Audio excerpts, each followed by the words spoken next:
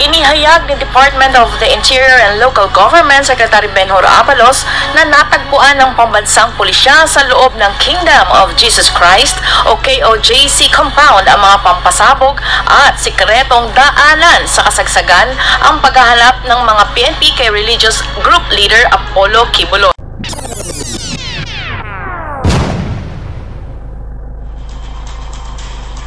Alright, welcome back to my YouTube channel. I'm Andy's Vlog. Ito, mga kaibigan, latest update tungkol dito sa paghuli kay Kibuloy diyan sa loob ng tunnel at sa loob din ng compound ng KOJC sa Davao. Nako po, ay matindi ito mga kaibigan.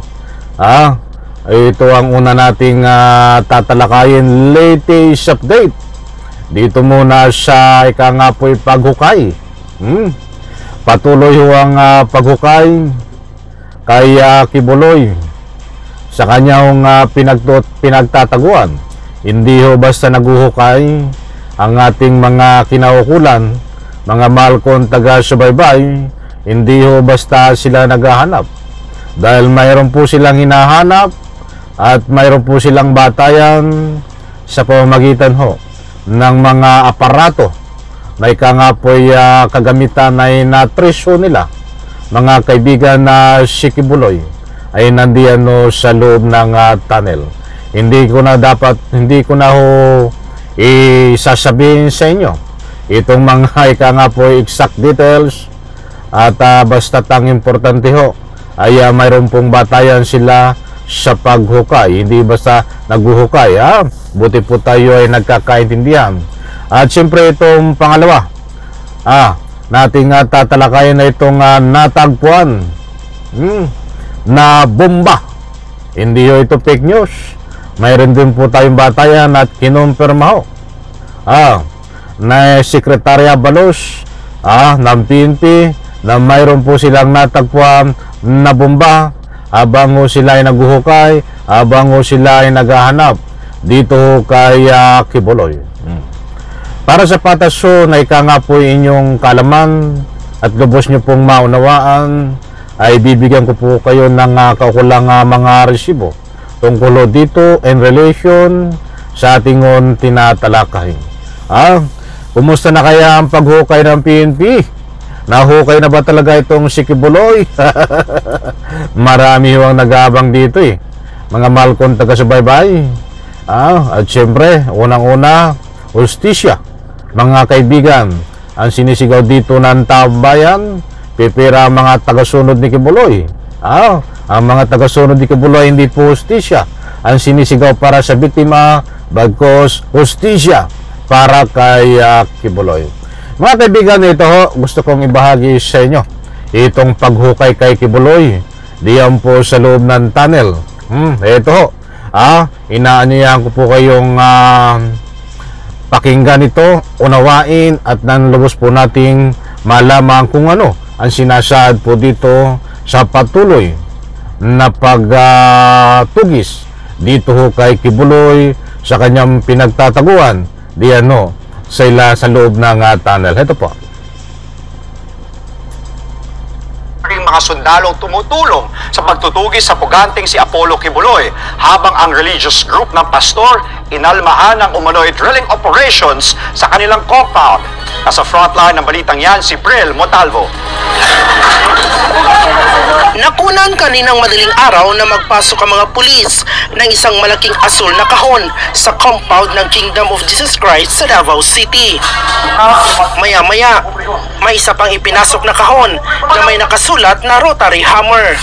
Ginagamit yan sa drilling o pagbutas ng kahoy at bakal. Pero hindi pa tiyak kung yan nga ba ang laman ng mga kahon. Maliwanag na po mga kaibigan, mayroon po silang mga kagamitan sa pag-drilling. So ito po yung mga pinasok ng PNP para gamitin dito sa paghuli kay Kibuloy. At ayon po sa ating nakuha, bagamat tipid ho ang PNP sa pagbigay ho ng complete details dito, ay naunawaan po natin yan sapagkat dati sa operational matter na dapat nga ho ito confidential But hindi yung mapigilan ng media na ika nga po ilabas ito sa taong bayan para ihatid ang kakulang balita. Ito po, ituloy po natin mga kaibigan.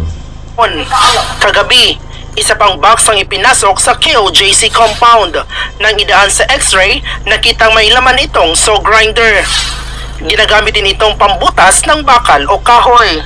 Pero hanggang ngayon, tikom ang bibig ng Philippine National Police kung saan nila gagamitin ang laman ng mga kahon na ipinasok nila sa KOJC compound.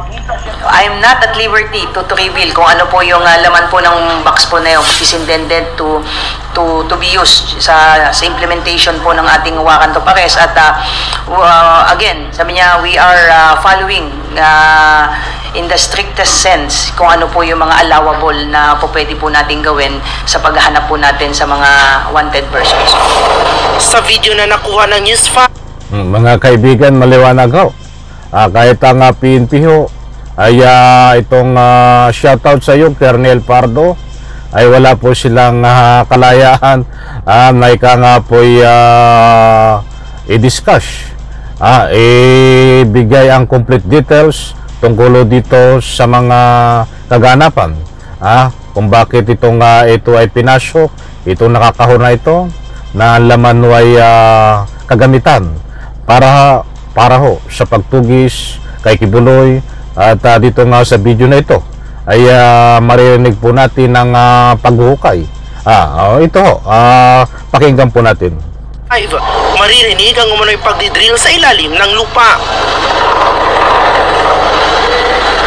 Kuha yan sa second floor ng Jose Maria College Foundation Incorporated sa KOJC compound. Katabi ito ng KOJC Cathedral na pinaka-binabantayan ngayon ng mga pulis. Sa underground niyan, na-detect ng mga pulis ang mga heartbeat o tibok ng puso na hinihinalang kay Pastor Apollo Kibuloy at sa 4 pang kapwa niya akusado sa mga kasong human trafficking at sexual abuse. Inalmahan naman ni KOJC Legal Counsel Attorney Israelito Torion ang mga pinasok na kahon sa kanilang compound. The ongoing exercise of...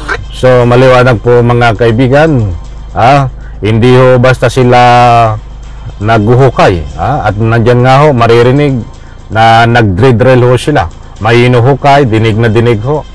At katulad nga po ng nasabi dito sa balita doon sa kanilang hinuhukay na isang part ng ika nga pwede yan ho sa may simbahan ng KOJC ay nandoon ang na-trace nila na heartbeat na kumakatawan ho yan kay Kibuloy. At iba pa nilang kuwakyos, iba pang kuwakyos ni Kibuloy, 4 pa ito yung natitira. Tapos si Kibuloy, so bali 5 mga kaibigan. So maintindihan po naman natin, sabi nga ni attorney ay bawal daw po yung paghukay, lahat po dito bawal kay attorney. But pag NBI ho ang gumawa at pumasok diyan ay red carpet, tuwan-tuwa po sila. Alam na this, di ba? Eto mga kaibigan, bilisan natin bago natin ito bigyan ng konting komentary itong bomba ho na natagpuan diyan mismo sa loob ng KOJC. Hindi po ito fake news. Mayroon po tayong batayan, mga mahal kong taga-subaybay. Ito po, pakinggan, unawain tungkol dito sa bomba na natagpuan ho diyan mismo sa loob ng KOJC, mga kaibigan. Ito po.